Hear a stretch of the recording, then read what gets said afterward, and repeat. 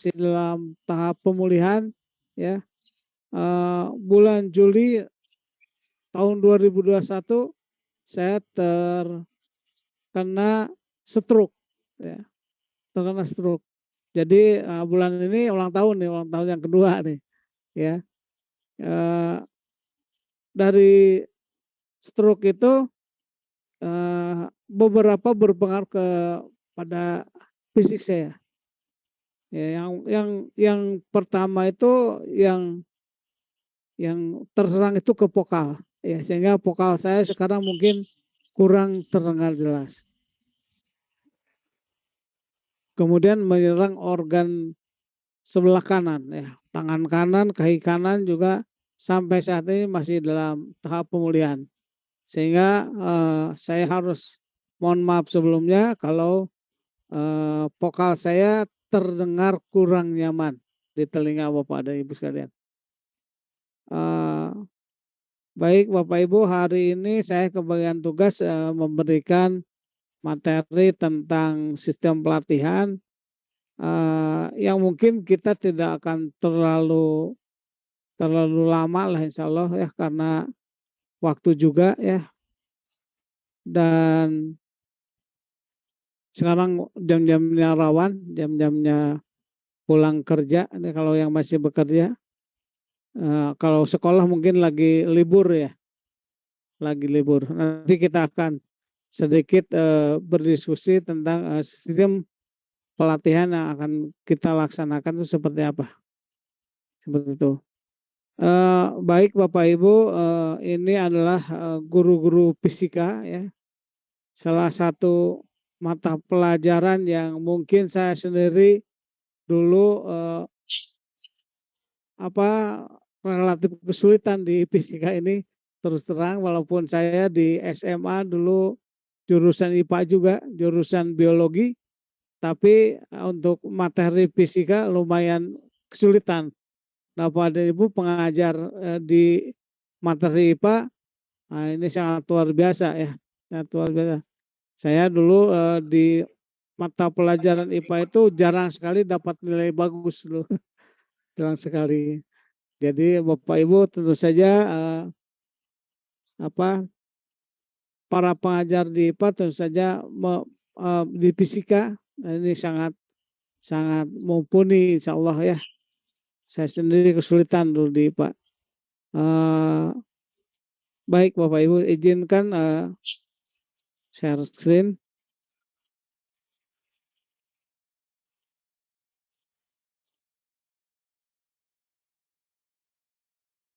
Baik, sudah muncul Bapak Ibu? Sudah Pak, sudah. Oke. Oke.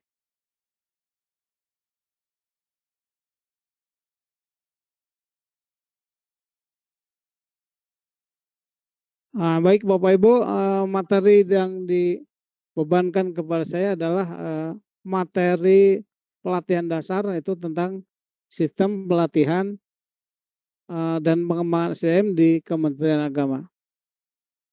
Baik, mungkin sebelumnya kita perkenalan dulu.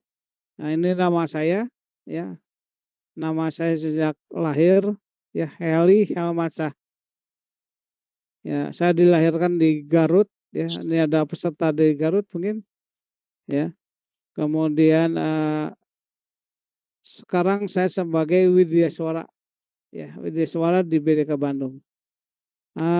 Kemudian riwayat pendidikan, sebagian besar pendidikan saya diselesaikan di Garut karena saya lahir di Garut, besar di Garut ya.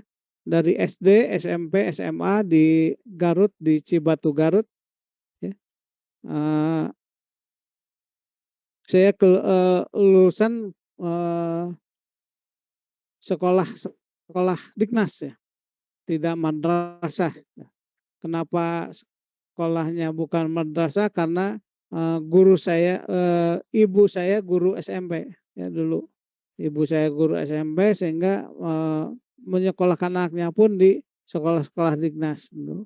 Dan zaman dulu memang sekolah-sekolah Dignas itu memang lebih baik dari madrasah dulu ya. Kalau sekarang kan memang sudah banyak madrasah juga yang bagus yang bersaing. Sehingga saya dulu bersekolah di sekolah-sekolah dinas. S1 saya masih juga di Garut, di STIP Garut, dan S2 saya di STIA LAN Bandung. Ya, kemudian riwayat pekerjaan, nah ini diantaranya pernah sebagai perencana, pernah juga menjabat sebagai kasih di Diklat Teknis Pendidikan dan Keagamaan, ya, yang membidangi pelatihan tentang guru, tentang keagamaannya, tentang penghulu penyuluh, ya pernah juga. Kemudian PLT kasih Diklat Tenaga Administrasi juga pernah. Kemudian sekarang sebagai Widya Suara. Mungkin itu sedikit perkenalan bagi yang belum kenal, bagi yang sudah kenal ya alhamdulillah kita bisa bersilaturahmi. Baik Bapak Ibu, dalam materi sistem pelatihan ini tentu saja saya selalu memulainya dari urgensi pelatihan itu sendiri. Kenapa kita butuh pelatihan? Ya, kenapa kita butuh pelatihan? Pertanyaan why training. Ya, kenapa sih sampai saat ini kita masih membutuhkan pelatihan? Baik Bapak Ibu, nah saya coba mengilustrasikan dengan seorang tokoh sepak bola ya, yang mungkin karirnya juga tidak lama lagi karena pemain sepak bola itu dibatasi oleh fisik ya. Di saat usia sudah 32 ke atas itu sudah mulai performanya sudah mulai menurun ya. Ini adalah Cristiano Ronaldo ya, seorang yang sangat terlatih di bidang sepak bola. Ya. Kenapa Cristiano Ronaldo ini sangat piawai dalam main bola sehingga dia dijuluki sebagai pemain profesional dan bayarannya pun juga profesional. Ya ini termasuk pemain terbaik dunia, 5 kali penghargaan Ballon d'Or, ya pemain sepak bola terbaik. Ya saingannya dengan Lionel Messi yang kemarin tidak jadi ke Indonesia. Ya. Lionel Messi itu 7 Ballon d'Or. Cristiano Ronaldo ini 5 Ballon d'Or. Tapi keduanya itu merupakan orang yang sangat terlatih, sangat piawai di bidang sepak bola. Ya. Kenapa Cristiano Ronaldo ini bisa sangat mahir di sepak bola, ya, bisa profesional di sepak bola, ya, karena memang dari mulai kecil sampai dia dewasa sampai dia jadi pemain profesional itu ditempa oleh latihan, sehingga dia menjadi sangat kompeten di bidang sepak bola, ya, di bidang sepak bola. Nah, kalau seorang guru, kira-kira seorang guru yang profesional yang sangat kompeten itu yang seperti apa? Ya. Nah, mungkin di sini saya coba bercerita. Setiap kita mungkin punya guru favorit. Nah, ya, punya guru favorit. Kita pernah punya guru yang favorit kita ketika dulu sekolah. Saya termasuk punya guru favorit, ya. Ketika saya di SMP dulu, guru bahasa Indonesia namanya Ibu Elis. Ya. Kenapa saya favorit dengan Ibu Elis? Karena ketika pelajaran bahasa Indonesia, Ibu Elis itu yang mengajar. Nah, kita sebagai siswanya cukup menyimak apa yang beliau terangkan dan itu kita langsung mengerti, kita langsung paham, ya. Sehingga waktu SMP saya waktu itu ketika pelajaran bahasa Indonesia kalau ada ulangan itu sudah tidak perlu menghafal lagi, ya. Sudah langsung paham gitu. Nah, kalaulah guru yang profesional yang sangat kompeten itu bisa digambarkan sebagai sosok Ibu Elis tersebut, Nah, apa kemampuan kita sudah ada di level sana belum? Ya. Sehingga ketika Bapak Ibu menjelaskan teori tentang fisika, murid itu bisa langsung paham, bisa langsung memahami, bisa mempraktekkan. Nah, itu mungkin seperti itu. Nah, Cristiano pun seperti itu. Ketika dia sangat piawai, sangat mahir di bidang sepak bola, yang juga ditempa oleh latihan, ya, akhirnya dia menjadi pemain profesional yang juga dihargai juga. Nah ini pendapatan Ronaldo ketika main di Juventus, ya, ketika main di Juventus, ya, sebagai pemain profesional dia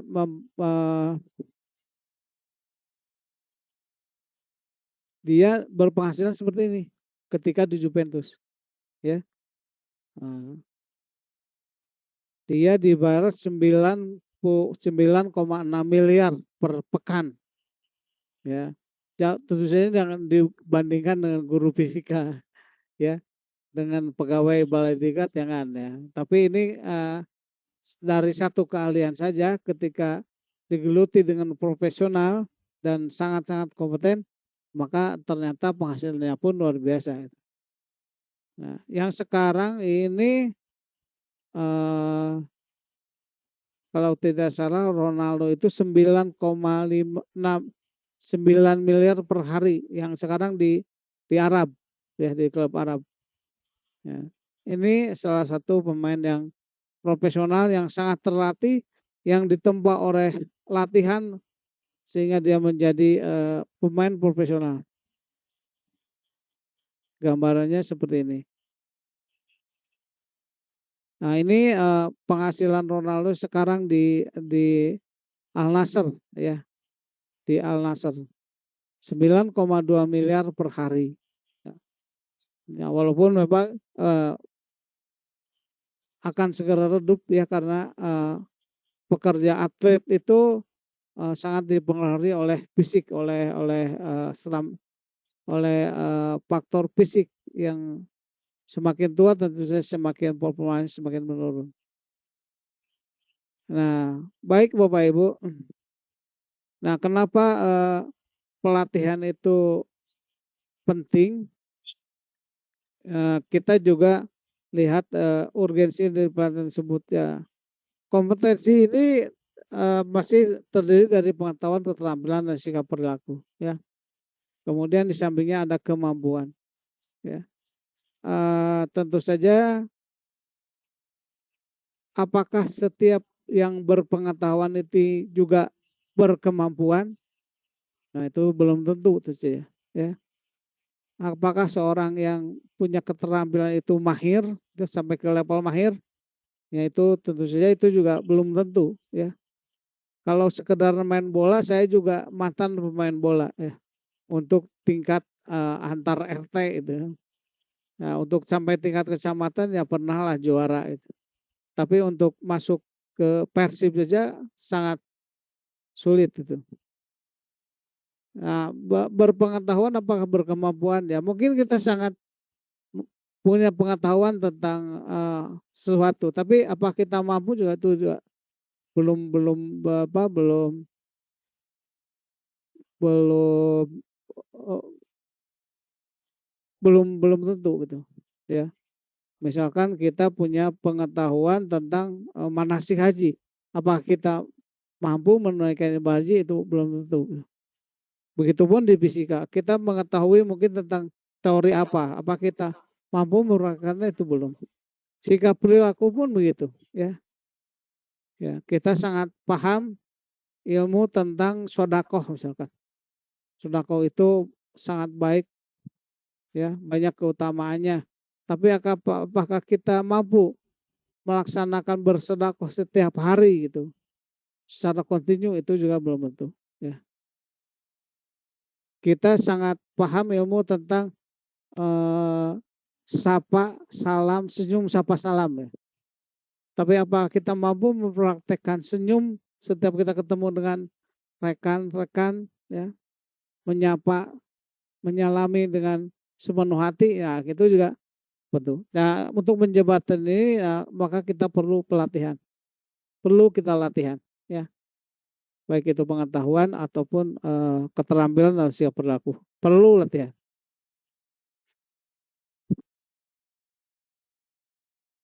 Nah, sekarang ke motivasi. Motivasi orang mengikuti pelatihan, termasuk Bapak Ibu mengikuti PJJ ini juga ada motivasinya. Ya, motivasi orang mengikuti pelatihan ini dibagi menjadi 3. Berdasarkan pengalaman saya sebagai penyelenggara pelatihan kurang lebih 18 tahun. Ya, motivasi orang mengikuti pelatihan termasuk Bapak Ibu, ya, yang pertama ini karena ini dipaksa, ya, dipaksa. Contoh pelatihan yang dipaksa itu apa? Prajabatan, ya. Atau sekarang pelatihan dasar CPNS. Bagi yang P3K, PPPK itu ada orientasi PPK. Itu jenis pelatihan yang dipaksa, ya. Sebab kalau kita tidak ikut diklat prajabatan atau pelatihan dasar CPNS, kita tentu saja tidak akan jadi PNS. Terjadi tertulus, ya, tertulus jadi PNS, nak, dipaksa. Ini biasanya pelatihan-pelatihan pembentukan jabatan, ya. Itu jenis pelatihan yang dipaksa. Motivasi kedua, orang mengikuti pelatihan itu karena terpaksa. Nah, ini mungkin Bapak Ibu ini sebagian besar ini karena terpaksa, ya, terpaksa. Bu Ili terpaksa nggak?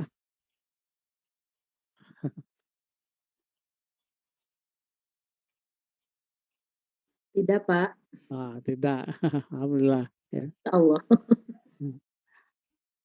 Ya terpaksa. Terpaksa itu karena apa? Karena mungkin karena butuh angka kredit, ya, untuk naik pangkat, ya. Ya, terpaksa kita capek-capek juga gitu kan Zoom meeting ikut pelatihan ini. Ini karena terpaksa. Atau terpaksa karena ada tugas dari pimpinan ditugaskan. Nah, itu karena terpaksa. Ya, termasuk saya juga sekarang fungsional juga kan sama seperti Bapak Ibu. Ya, ketika dulu di strukturan nggak mikirin, ya, mau pelatihan mau apa juga naik pangkat kan aman-aman saja gitu kan, 4 tahun naik 4 tahun naik gitu. Tapi sekarang jadi WD Suara juga sama dengan Bapak Ibu, ya, harus mengumpulkan angka kredit, ya. Dan tanggal 10 nanti juga saya juga harus ikut pelatihan gitu kan. Terpaksa gitu kan. Karena butuh angka kreditnya, karena ada tugas dari pimpinan. Tanggal 10 nanti saya harus ikut pelatihan di Pusdiklat di Ciputat selama seminggu. Itu yang terpaksa. Dan motivasi yang ketiga tentu saja ada kesadaran atau kebutuhan pengembangan atau peningkatan kompetensi. Saya yakin guru-guru fisika ini motivasinya ada di nomor 3, ya, di nomor 3. Karena sistem perekrutan PJJ sekarang itu kan sistemnya sistem seleksi, ya, sistem seleksi, sehingga butuh kesadaran diri kita untuk mengikuti, ya, ya, untuk mengikuti. Dan sebagian besar memang untuk guru-guru yang saya rasakan ketika penyelenggaraan pelatihan memang motivasinya sangat tinggi, ya. Mungkin terpaksanya ada, ya, tapi kesadaran dari dirinya juga sangat tinggi. Nah, tentu saja kita motivasinya harus nomor 3, ya, harus nomor 3, harus kesadaran kebutuhan untuk pengembangan diri. Kenapa kita harus sadar butuh peningkatan kompetensi, ya? Karena ini Bapak Ibu, ya, ada satu hadis bahwa thalabul ilmi itu hukumnya fardu minal mahdi ilal lahdi, ya. Jadi menuntut ilmu itu hukumnya fardu dari buayan sampai menjelang masuk biang lahat. Ya. Nah itu yang selalu diamalkan oleh para kiai kita ya, para ustadz-ustadzah kita ya walaupun sudah sepuh masih tetap menuntut ilmu, mengajaran ilmu karena ini ya, karena ini. Jadi urgensi pelatihan itu kenapa perlu? Nah, kita sadarkan diri bahwa menuntut ilmu itu wajib. Ya, sehingga Bapak Ibu ikut PJJ ini ada 2 keuntungan nanti ya. Bahkan 3 keuntungan ya. Yang pertama nanti ilmunya dapat, yang kemudian juga sertifikatnya nanti kalau lulus juga dapat. Nah, kalau niatnya lulus ya kita niatnya thalabul ilmi ini dicatat juga sebagai amal kebaikan. Nah, ini yang harus kita tanamkan dari sekarang. Kenapa kita harus menanamkan ini? Yang pertama adalah ke depan mungkin sistem penilaian kinerja kita juga berubah. Kemungkinan saya nggak tahu nih dengan munculnya PEMA nomor 1 ini, PEMA bukan PEMA, Permenpan nomor 1 ya. Ini akan seperti apa, tapi kemungkinan ke depan itu penilaian kinerja itu akan berubah. Ya, apakah nanti sistemnya masih fungsional, masih mengumpulkan angka kredit atau seperti apa ini juga kita nggak tahu. Sehingga kalau motivasinya karena kita ingin selembar sertifikat, nah ini harus sudah mulai hijrah gitu. Kita harus mulai hijrah. Bahwa kita mengikuti pelatihan itu karena kita butuh peningkatan kompetensi. Kita butuh upgrade pengetahuan. Kita butuh upgrade regulasi. Ya, sehingga kita bisa berkembang ketika menjadi pendidik, ketika kita mengajarkan juga kepada anak didik kita, kita punya roh untuk ya punya pengetahuan yang mumpuni ya, tidak ketinggalan karena kita selalu diupgrade. Jadi mohon dari sekarang luruskan niatnya ketika kita menuntut ilmu, niatkan bahwa itu adalah untuk thalabul ilmi karena hukumnya adalah wajib ya.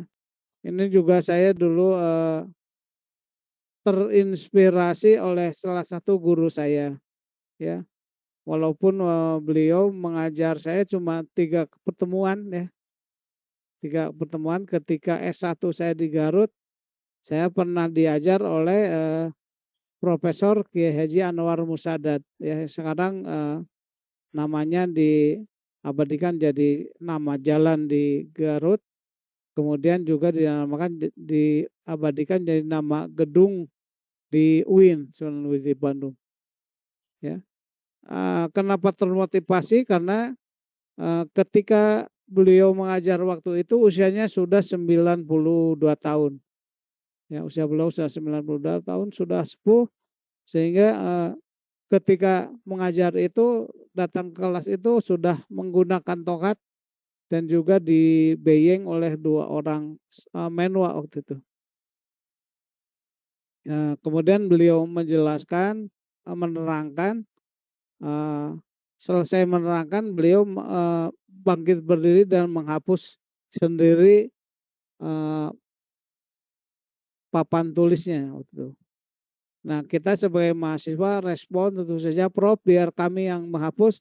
Beliau dengan lembut menjawab, tidak usah, ini kewajiban saya. Nah, itu walaupun beliau sudah sepuh, sudah ya profesionalnya juga sudah emeritus, tapi beliau masih konsen dan masih menyadari tentang tanggung jawabnya. Ya. Nah kalau kita gimana? Nah, mungkin kita ya mudah-mudahan kita bisa meneladani beliau.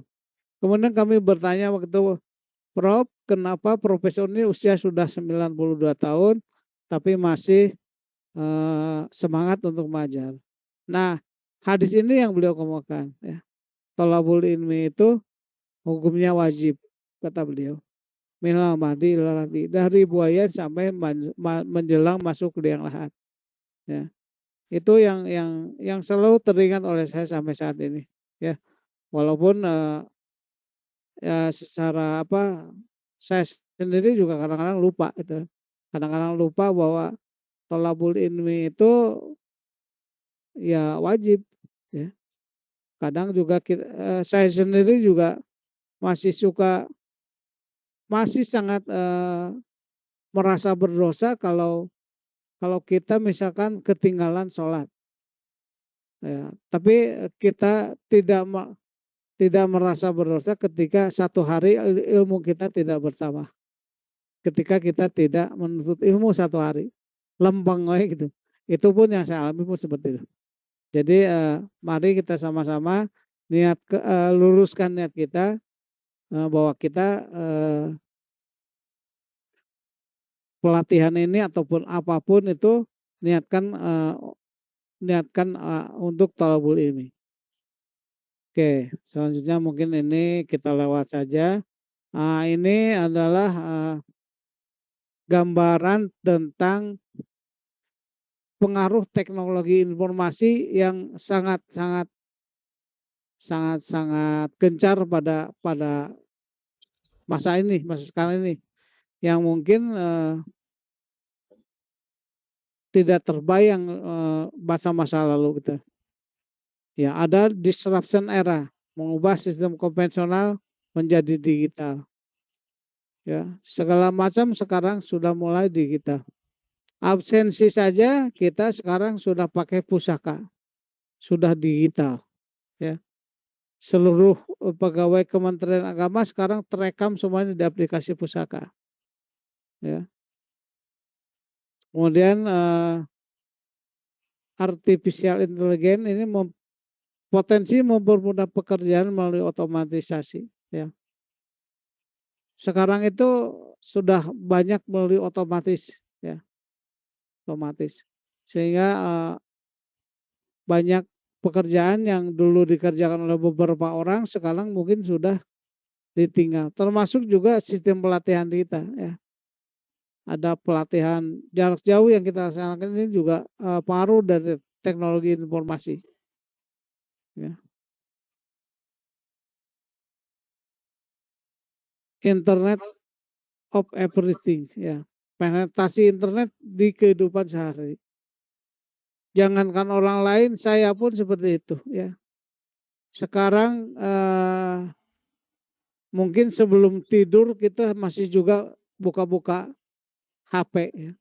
Lihat-lihat WhatsApp, lihat-lihat IG, lihat-lihat Facebook gitu. Ya.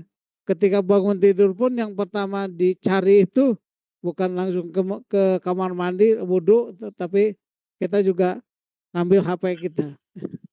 Itu internet kayak tadi. Ya. Kemudian ada revolusi industri 4.0, ya. Menghilangkan berbagai pekerjaan konvensional digantikan dengan mesin atau robot. Ini tentu saja tantangan kita sebagai pengajar, ya. Karena sekarang ini zamannya zaman teknologi informasi. Pekerjaan di kemarin beritanya itu di Perancis atau di Inggris, ya. Itu sekarang udah ada bis yang sudah tidak pakai sopir lagi, sudah robot, gitu kan. Di kita juga mungkin akan seperti itu ke depan, ya. Kegiatan-kegiatan yang di, di sudah digantikan oleh robot, ya. Ya, kalau konon katanya di Arab itu sudah menggunakan robot untuk mengantarkan jam. Nah, saya nggak tahu nih, tapi kemarin saya dengar seperti itu, ya. Nah, di kita pun sekarang kalau kita misalkan servis mobil di Toyota itu juga ada robot yang pulang pergi menawarkan menawarkan makanan dan minuman kepada kita. Itu pun sudah seperti itu, sudah digantikan dengan robot. Dan banyak pekerjaan yang sekarang sudah melibatkan robot. Ini contoh dari disrupsi. Disrupsi itu adalah perubahan yang fundamental ya. Ada media sosial terbesar tanpa konten, ada Facebook, ada Instagram, ada apa lagi banyak sini ya. Kontennya atau apa ya yang kita share itulah kontennya. Ya kalau Bapak Ibu nge-share tentang metode pembelajaran fisika ya itulah kontennya. Kalau ibu sebelum makan dipoto dulu kemudian share ya itulah kontennya. Ya. Kemudian perusahaan retail terbesar tanpa store konvensional ada Tokopedia, ada Traveloka ya. Saya pun sampai pusing kalau libur itu ya selalu datang yang yang antar paket tuh. Ya. Ya kalau kita bayangkan ada gudangnya, Tokopedia ini segede rumah gudangnya itu, besarnya. Ya. Barang dari yang besar sampai yang kecil ada di sini. Ya. Kita butuh mobil misalkan yang jual mobil ada di sini. Kita butuh peneliti ada di sini. Ya. Nah, kemudian perusahaan telekom terbesar tanpa infrastruktur jaringan. Ada WhatsApp yang kita gunakan, ada Zoom yang sedang kita gunakan sekarang. Ya. Zoom ini pun memakan korban ya. Karena sebelum rame Zoom ini BDK Bandung kalau mau telekonferensi itu menggunakan alat telekonferensi ya. Alat itu dibeli dengan harga lebih dari 100 juta ya. Dan bisa telekonferensi kalau lawan bicara kita juga ada alat tersebut. Ada beberapa balai diklat yang sudah punya hal tersebut. Dulu kita kalau mau video conference dengan menteri, dengan BDK lain pun kita menggunakan alat itu. Sekarang alat itu nganggur ya. Dengan adanya Zoom meeting ini. Ya. Nah ini. Ya, transportasi terbesar tanpa kendaraan, ada Grab, ada Gojek, ada InDriver, ada apa lagi banyak ini. Ya. Saya sekarang ini karena sakit jadi langganan ini ya. Jadi langganan Grab atau Gojek atau InDriver ya. Ya.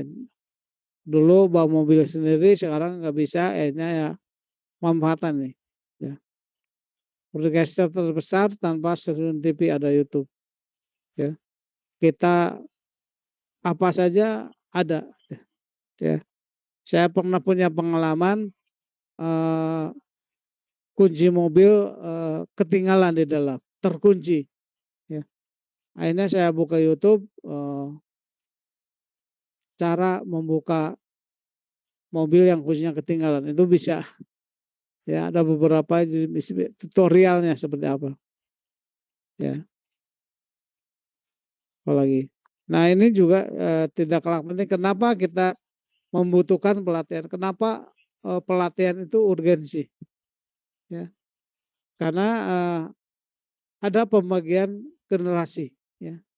Ada pembagian generasi. Ya. Ada generasi baby boomer, ya. Ini kelahiran 45-an sampai ke tahun 60-an nih. Ya baby boomer ini. Nah, ditandai dengan kesukaan kita terhadap lagu biasanya, ya.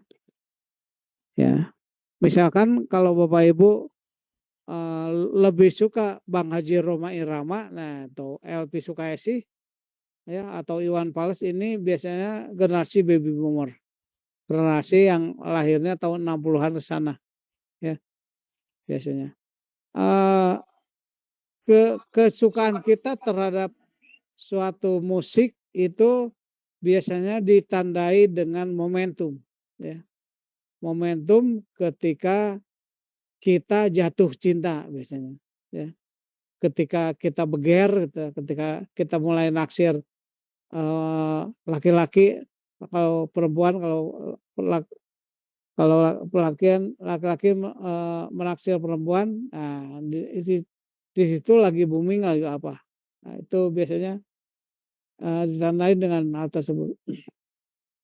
Kita mungkin pernah mendengar orang tua kita berkata, enak keneh lagu baheula tibatan lagu ayeuna. Nah, kenapa itu terucap? Karena mungkin dipengaruhi faktor eh, ketika masa-masa beger, ya masa-masa menaksir seseorang. Nah, lagu itulah yang booming ya. Kalau Bapak Ibu sukanya lagu Kangen Dewa 19, nah itu berarti generasi X ya.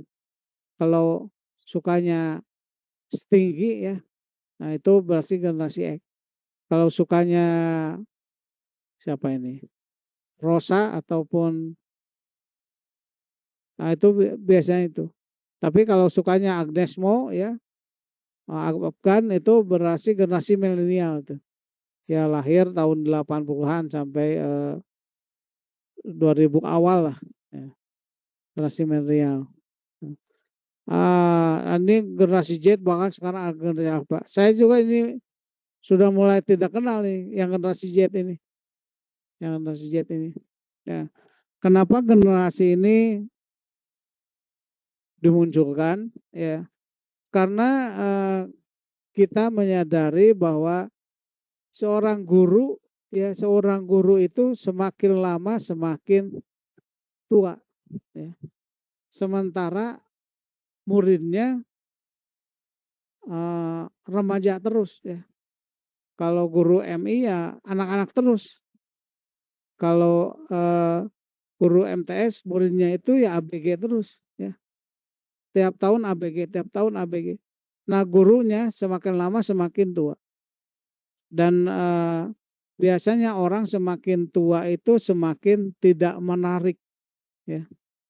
Semakin tidak menarik. Nah sehingga bagaimana agar kita bisa terus eksis? Nah tentu saja kita harus mengupgrade ya, mengupgrade pengetahuan kita termasuk teknologi informasi ini agar bisa mengimbangi anak-anak kita, anak-anak didik kita. Anak-anak didik kita dari mulai lahir mungkin sudah melek teknologi ya.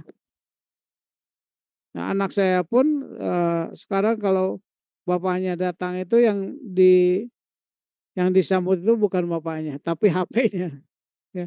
Jadi dari mulai lahir sudah kenal dengan internet ya. Ya, ya intinya gitu. Intinya kita harus terus mengupgrade pengetahuan kita, baik itu di bidang teknologinya ataupun kontennya itu harus terus kita upgrade. Karena sangat memungkinkan sekarang ini anak-anak lebih tahu dari kita sebagai guru ya. Karena mereka bisa berselayar di dunia maya itu apapun tuh.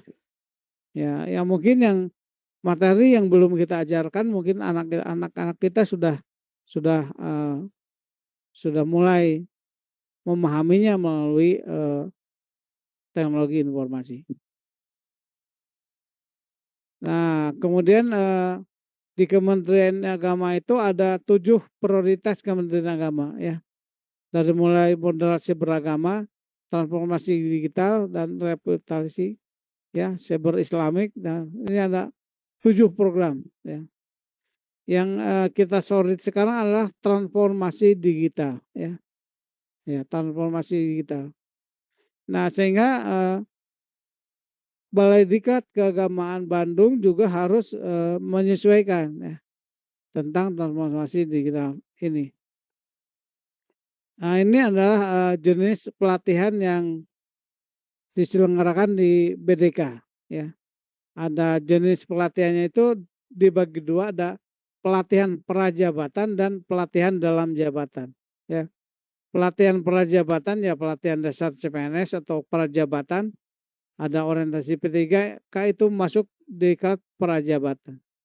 Nah, diklat dalam jabatan ini ada pelatihan kepemimpinan, ada pelatihan fungsional, ada pelatihan teknis.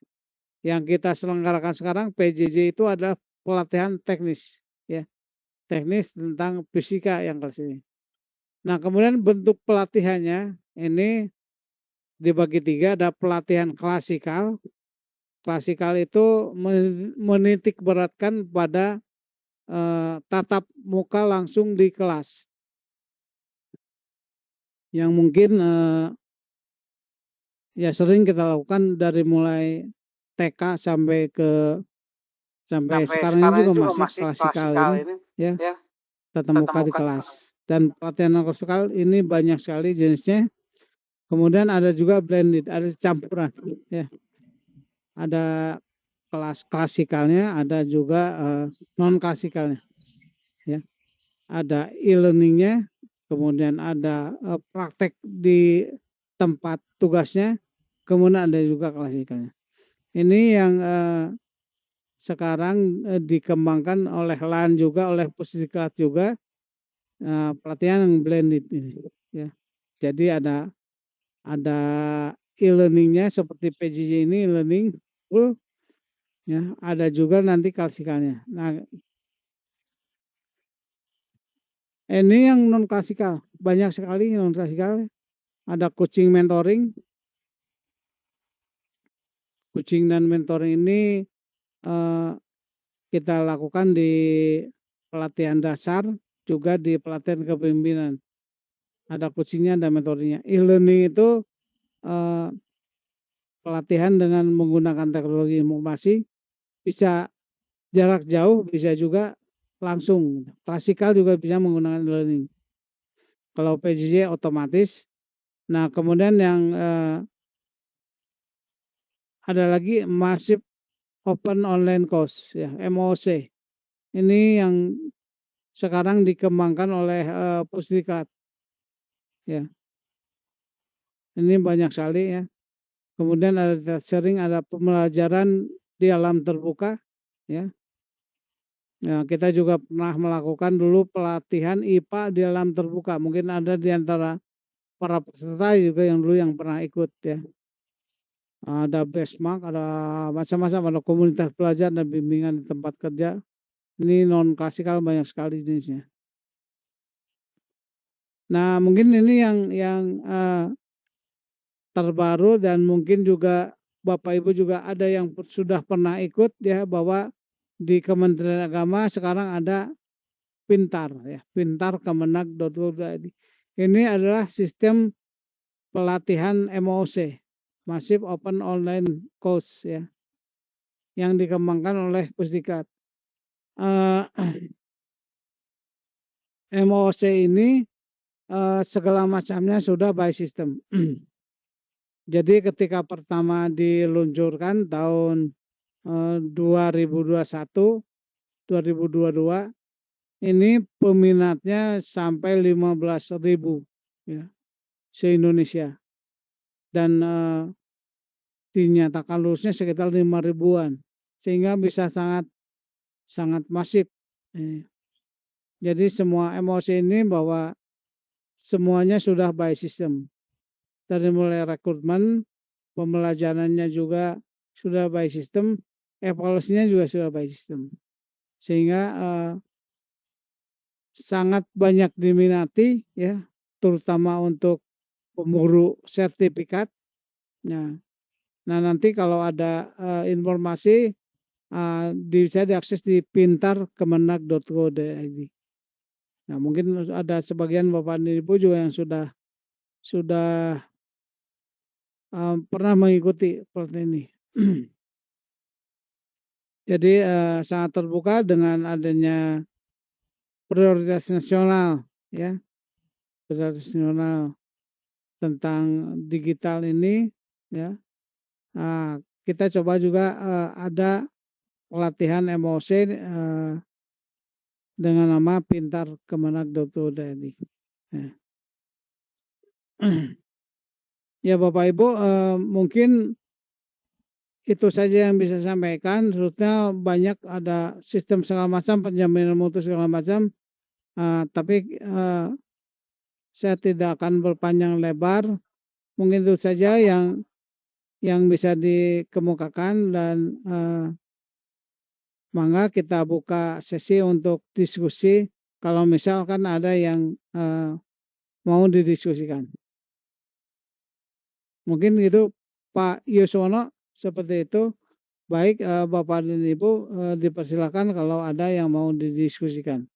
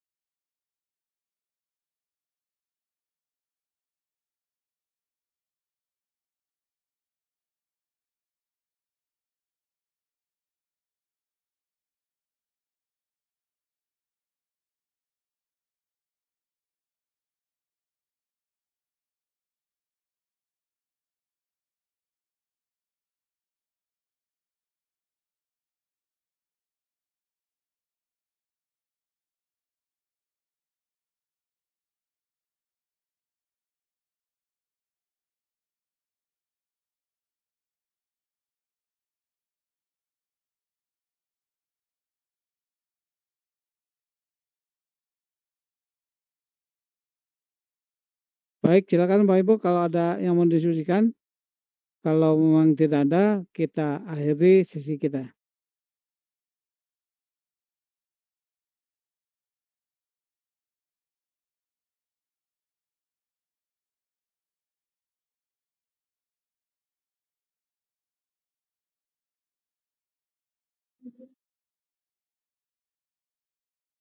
Sepertinya cukup ya. Ini kelas ini sudah dibentuk pengurus kelasnya belum? Sudah Pak. Sudah, Sudah. Pak. Ketua kelasnya siapa? Pak Asep Lilik, Pak. Oh, Pak Serlini. Oke. Baik, Bapak Ibu. Kalau tidak ada yang dipertanyakan, kita cukupkan saja. Gimana, Bapak Ibu? Setuju Pak. Baik Pak. Oke, siap Pak Ilman, Pak Diki siap. Ya. Oke, terakhir mungkin saya mohon doanya dari Bapak dan Ibu sekalian, ya, agar saya segera saya segera pulih kesehatan ya, karena sudah hampir 2 tahun. Amin. Ini Amin ya Rabbal alamin.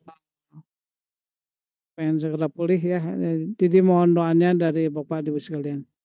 Nah, saya juga berdoa kepada Bapak dan Ibu sekalian agar Bapak dan Ibu sekalian melalui kegiatan ini dicatat sebagai amal kebaikan oleh Allah Subhanahu wa taala. Mudah-mudahan melalui kegiatan ini kita diberikan ilmu yang berkah. Amin. Mudah-mudahan melalui kegiatan ini kita diberikan umur yang berkah. Mudah-mudahan melalui kegiatan ini kita diberikan rezeki yang berkah dan mendapatkan keluarga sakinah mawaddah warahmah. Akhir hayat husnul khotimah. Amin. Amin. Baik Bapak dan Ibu, mohon maaf sekali lagi atas segala kekurangan. Sekali lagi kalau vokal saya terdengar seksi juga mohon maaf mengganggu pendengaran Bapak dan Ibu.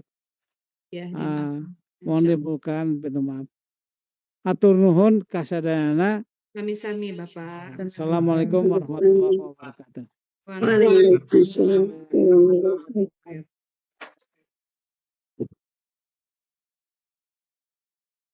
Mentasi nggak foto dulu? Iya semua.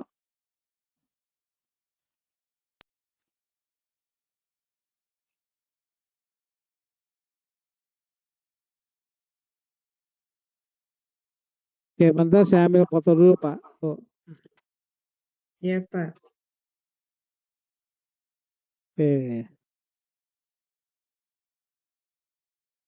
Oke, terima kasih. Assalamualaikum warahmatullahi wabarakatuh.